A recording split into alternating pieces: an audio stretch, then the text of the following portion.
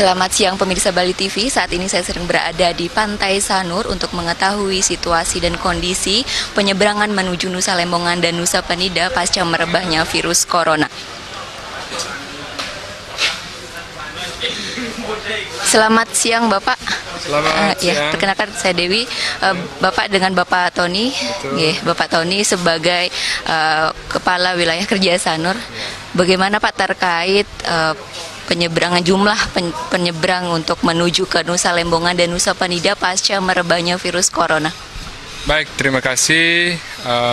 Perlu dapat kami sampaikan bahwa terkait dengan jumlah penumpang saat ini mulai dari kemarin terjadi penurunan jumlah penumpang dengan tujuan Nusa Penida maupun Nusa Lembongan. Mungkin faktor penyebabnya mungkin karena virus corona ini ya, merebaknya virus corona.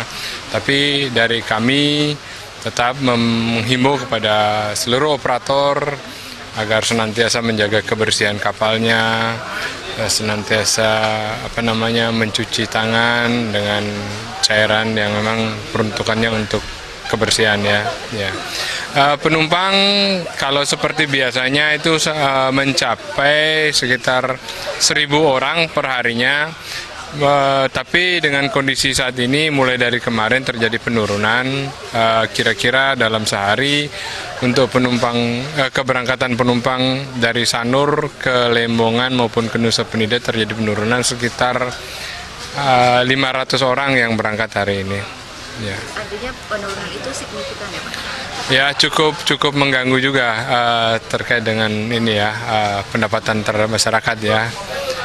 Tapi tetap kami dari aspek pelayaran, kami tetap menghimbau kepada seluruh masyarakat, seluruh operator agar senantiasa mengedepankan aspek keselamatan di atas segala-galanya. Ya. Kemudian sudah ada himbauan kepada seluruh pekerja untuk mengantisipasi penyebaran virus corona?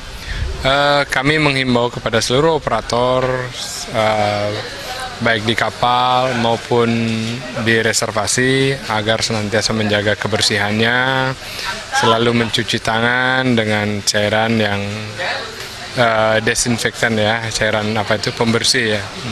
Ya. Mungkin itu aja. Ada lagi?